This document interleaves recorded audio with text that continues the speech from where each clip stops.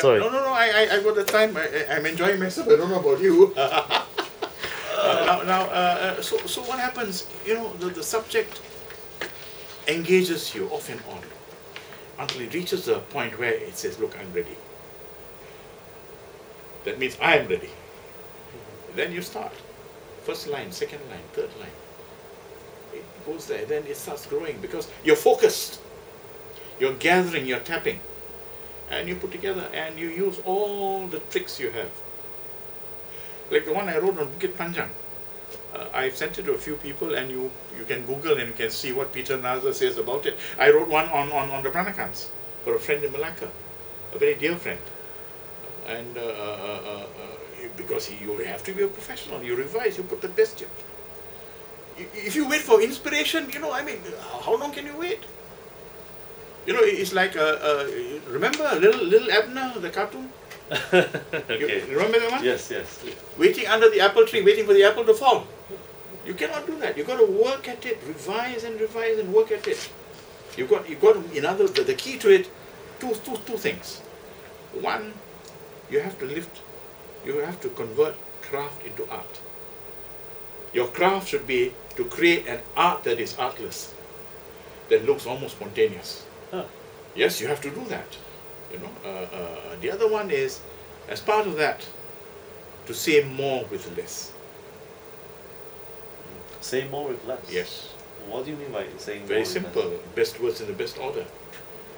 All right. Prose, kind of prose discourse is about that long. You've got to reduce it in a poem. You probably use about 1/3, if not 1/4, if not 1/10 of the words there. That's what I mean by saying. In other words, you tap not only you tap both the connotative and denotative meanings. You enrich it. You put layers into the poem. Put layers into it. Wow. And speaking about putting layers into words and expression, what advice would you give for aspiring poets, who wish to follow your path? I know that many said that it is purely passion. It's not something you make money out of it. But do you think that in the next upcoming future, and I'd like to get a few sense of your word, of your perspective, and that is, do you think that Singapore is ready to produce writers and poets as a form of profession and something that they can make a living out of it on a full-time basis? That's going to be tough. That is going to be tough because first you have to remember our average income is supposed to be about what 60,000 US, 50-60,000 US. Mm-hmm. Now, if I'm in a country where the amount is 20,000, easier. Because your money is made in the English-speaking world, you write in English, all right. And whether you come from a place where the GDP or your personal income or average income is so much, it doesn't matter because you're generated within the English-speaking world. But for Singapore, for a person to be a full-time writer, to earn that kind of money, you're going to do a lot. And how much is a lot? A lot is, what the average is 50,000 US a year. Can you imagine what kind of level you got to achieve that kind of royalties? So what do? Many of us, I'm not saying part-time writers, no, because when you say a part-time writer is a misnomer, is wrong, especially for a poet. Because when you get down to do the poem, you are full-time. All of you is engaged. The only thing is that you don't do it every day. But when you are doing it, you are really concentrating. Like when I wrote Bukit Panjang, for 1 week virtually, the emails accumulated, including some urgent ones. I just concentrated on that. You do it, so you're full-time on that particular poem. You're part-time in the sense you don't do it every day, that's all. Okay, but that poem, and maybe after, just for fun of it, I'll ask you to Google and to retrieve email from Peter Nazar and people like that, where they can tell you, because he has written a book on me and he's followed up and he knows my work and he knows the setting and so on. it's okay, but it's not going to sell. It's not going to make me money. People don't buy poems in the way that they buy fiction, right? They don't. And you know, unlike painting, you don't buy a poem and wait for it to appreciate. No, there are different monetary values be attached to each kind of art, and even within literature. Now, if you're a playwright, and if you succeed and your play is being, you know, put on for 2 or 3 weeks, you get a bit of money, all right? But how many plays can you do? And usually you feel like our most successful playwrights, they always are attached to some place as a resident playwright or whatever. You think of Harish Rama, you think of Alfian Saad, you know, and which is great. It's a great structure, and they do interesting work. In that sense, yes. But I don't think you're going to get people who are resident poets. Right now, I'm with Angsana College, the new college, you know, across the road in University Town, as their artist in resident. The appointment is for 3 months. I'm sure they could have been 6 months or whatever. But you're there for a while. And I decided to be their artist in residence until somewhere in November, because there are things to be done on campus. So, but you can't make a living out of it, in the sense that the same kind of living as you could get using your own skills, your own training in other areas which are more commercial orientated. So very few writers are full-time writers. Not to say they aren't. You think of J.K. Rowling, you know, I mean, well, there you are. You think of Salman Rushdie or Rushdie. That people were successful. Great, marvelous. So what advice would you give for aspiring poets? Write and write and write and think and look at and revise and look at life around you. And do what you want. Follow your interests. But develop the craft, which you can then deploy. Now, before we go, and before we really end, is there any one country that you have not been to in your lifetime that you want to make a journey out of it as a final put? No. The one place I would really love to go to is the southern part of South America. Really? I've been up to Machu Picchu, I've been up to Lima, and places like that, you know, Bogota, Medellin, and so on. Mexico, I haven't been. We were supposed to go, but then something came and sort of interrupted the trip. But I would love to go to Peru and to Argentina and to go south to Patagonia, Punta Arenas and places like that. You think of Chile as a long strip right now.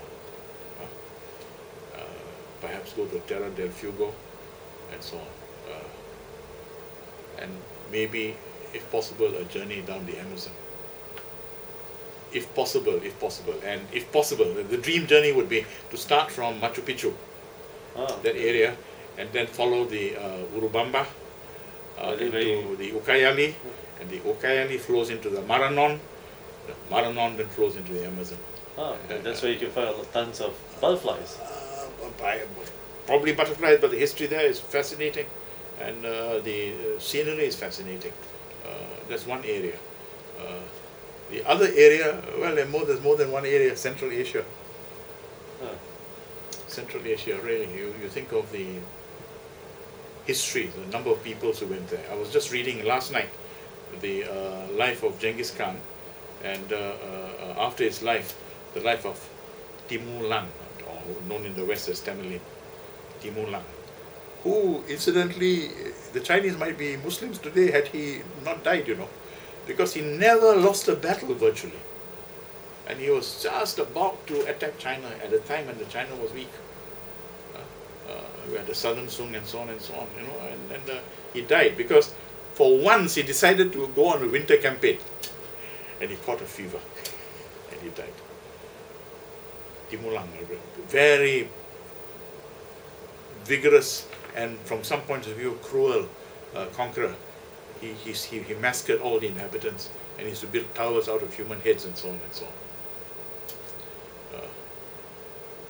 they looked at his bones, and he was a big man, and they buried him again. The Russians did it, I think. They exhumed his body, Timur. So that's one area I would like to visit. Do you, if a genie were to appear before you and it were to grant you 3 wishes, what would your 3 wishes be? I don't know. I don't know really. I don't know.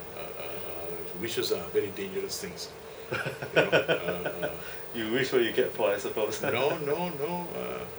As a person trying to be a good Christian, and I leave it to the good Lord to give me what He thinks I deserve. And I wish to be as Christian a person as I can be, and that's a real challenge. Speaking about road challenges, how did you manage to balance your life between being a distinguished poet as well as an academic individual, and even your personal life with your family? I mean, it must be. Family suffered in the sense that a lot of time that should have been given to the family I gave to work. But then, I don't see, you don't go around feeling you're distinguished poet or distinguished this. You just do the work you're given according to the level of the work you've been appointed to do. You just do that. You just go about, if you function as a normal human being, I've got these sets of duties, I've got these sets of interests, I've got only so much time, you balance the best, as best you can. And in the end, the segment of your life that suffers would be your family. Because quite often you feel, my duty comes first, I've got to do it, my family I can do later. And that is wrong. This is why I always tell my younger colleagues, put your family first. Because once time slips, you cannot get it back. And don't say I'll do it tomorrow. Because tomorrow becomes today. Wow, I think that would be a new one for you. Or whatever you put things those things. So you function as a person, full stop. You don't convert yourself into something different. You are what you are. And what am I? I am a part of all that I have met. And what the Bible teaches. You try to. You fail, but there are many kinds of failure. Some failures are more instructive than others. And sometimes failure teaches you more than success. And how do you feel today? I wish I had more time. And less things to attend to so that I can concentrate on writing. Because at my age, you don't know how much time you have left. What would be your last advice for your children and for the rest of the generation that is to come? What is the one thing that they can learn from you, the one quote that you could impart?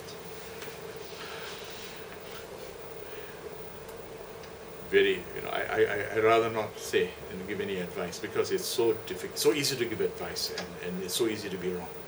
Oh, is there one piece of wisdom? Well, I don't know. It's not my wisdom. Be the best person you can be.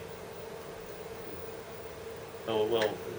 Be the best person you can be. And now then of course transfers the discussion to what do you mean by best. To be the best person you can be in the circumstances. Give as well as receive. Receive as well as give. I think we all know what advice to give. The real challenge is to be able to take it, to implement it, and to live by it. That's the hardest thing. We all know what to do. The difficulty is, how to do it, how to make it into part of our daily process, our life as process. Well, thank you, Dr. Edwin Thumboo, for sharing and for your insights, and also your life's work as a poet. And of course, for those who are looking for his book, you can get it online on Amazon. The Best of Edwin Thumboo, and it's published by Edwin themselves. And it's a very heart-warming story to hear from him, to know that that life itself is short, and you should try to make the best of it. And well, I think that's all we can say. Well, thank you for joining me here at the National Critics' Choice. I'm Robin Stienberg here with Dr. Edwin Thumboo. Have a good week ahead, and don't forget, life is short, make the best of it. Thank you for joining me. I'll add one sentence for you which you can tuck in somewhere. Life is short and art is long. It's a fact. Life is short and art is long. Okay. Okay, well, sorry kept you waiting. Huh? No, sorry. No, this is,